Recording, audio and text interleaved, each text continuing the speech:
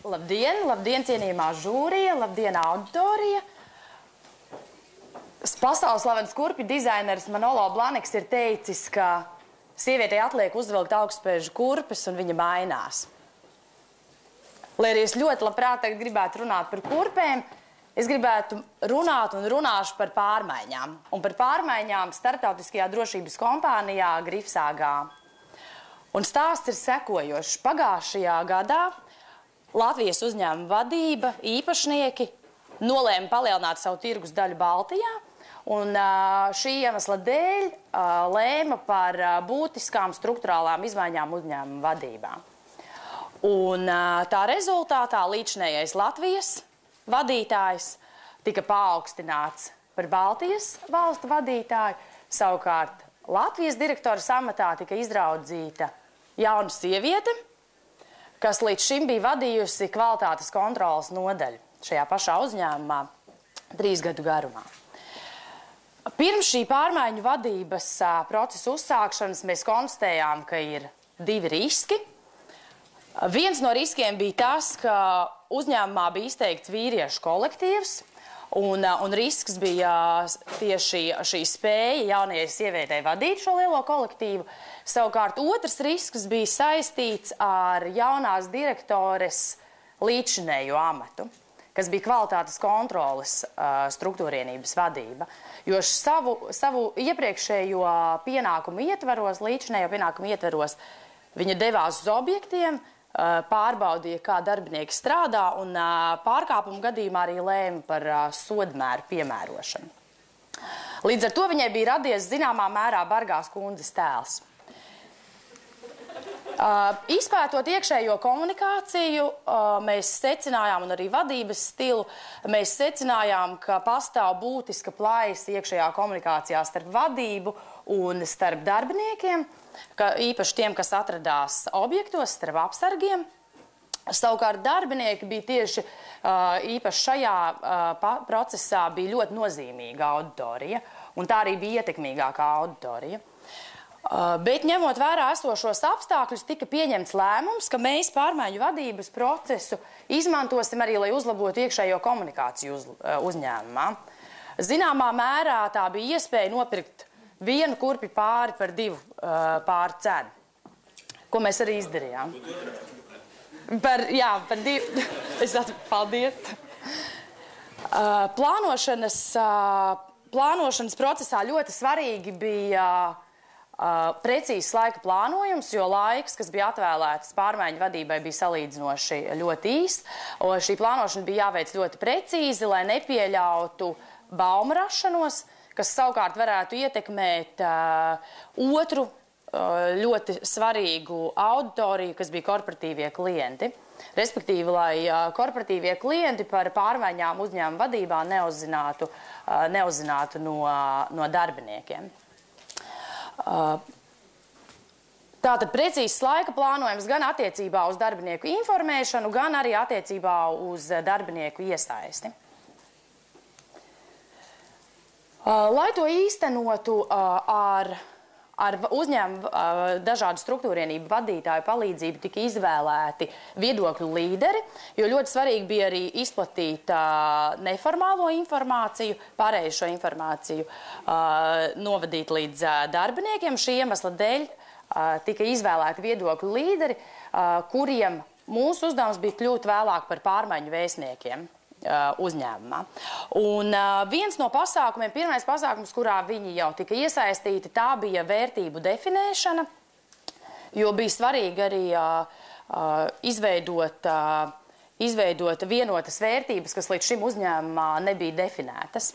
Šī iemesla dēļ cilvēki, sākot no apsarga kuldīgā un beidzot ar uzņēmumu līdzīpašniekiem, visi tika saicināti kopā, 15 cilvēku komanda, un šie cilvēki plecu pie pleca pirmkārt definēja šīs vērtības, un otrkārt mēģināja apzināt tos mehānismus vai tos instrumentus, kā šīs vērtības pēc tam iedzīvināt praksē. Vērtības arī vēlāk tika vizualizētas. Viena no vērtībām bija vienotība, godīgums un atbildība. Kā vēlāk norādīja arī personāla speciālisti uzņēmumā, tad vērtību definēšana viņiem ļoti palīdzēja pēc tam personāla atlasē, jo viņi jau sākotnējā etapā varēja atlasīt īstos cilvēkus, jo vērtības tika iekļautas jau pašā personāla atlases politikā. Un savukārt viens no ieguvumiem un viens no rezultātiem, kas apliecina to, ka šīs vērtības arī izdevās iedzīvināt, ir tas, ka novērojumi objektos rādīja, ka cilvēki, darbinieki, apsargi jau šīs vērtības citē. Tas nozīmē, lai kādam no kolēģiem pierādītu kādu uzlabojumu nepieciešamību, viņi atsaucās uz uzņēmuma vērtībām. Ļoti svarīgs bija jau taktiskajā etapā bija svarīgi īstenot atvērto durvju principu. Respektīvi, darbinieki tika aicināti izmantot iespēju tikties ar uzņēmumu vadītāju. Viņa arī pati devās uz objektiem, tikās ar visiem darbiniekiem 2 nedēļas pēc stāšanās amatā, un to darīja vispirms tiekoties ar lieliem klientiem, lai šie klienti neuzzinātu no darbiniekiem, un pēc tam 2 nedēļu laikā jau ar visiem darbiniekiem šo procesu komunicēja. Tas tika darīts ar 2 iemeslu dēļ. Pirmkārt, lai izstāstītu, lai iepazītos, lai iepazīstinātu ar vērtībām, un ļoti svarīgi bija arī viņus iedrošināt, izmantot iespējas tikties ar viņu personīgi, izmantot citus instrumentus, kas tika ieviesti. Tas bija anonīmais uzticības tālrunis, kur cilvēkiem bija iespējams zvanīt, sniegt savus priekšlikumus nepieciešamiem uzlabojumiem, ziņot par problēmām un tam līdzīgi. Pēc tam, kad jaunā vadītāja darbinieku klātbūtnē no uzņēmuma īpašniekiem saņēma simbolisku mandātu, tika organizēta izdzīvošanas skola, kurā vadītāji kopā ar kolēģiem, ar darbiniekiem 2 dienas piedalījās dažādos pārbaudījumos, un šī pasākuma mērķis bija ne tikai komandas veidošana, bet šī pasākuma mērķis bija arī nostiprināt jaunās vadītājas pozīcijas. Kaut kā īpaši tika atbalstīts šajā pasākumā? Negluži. Bet visu šo pasākumu rezultātā 2 galvenie iegūmi ir pirmkārt tas, ka jaunajai vadītājai tika izveidots strikta un stingra, bet taisnīga vadītāja tēls, ko arī apliecināja vēlākā izpēta darbinieku. Un otrkārt tika panākts otrs sākotnēji izvirzītais mērķis, tas ir iekšējās komunikācijas uzlabošana un tieši augšupejošās komunikācijas pilnveidošana. Paldies! Labprāt atbildēšu uz jautājumiem. Kā sauc to bargo kundzi? Maiva Vīlova. Wow.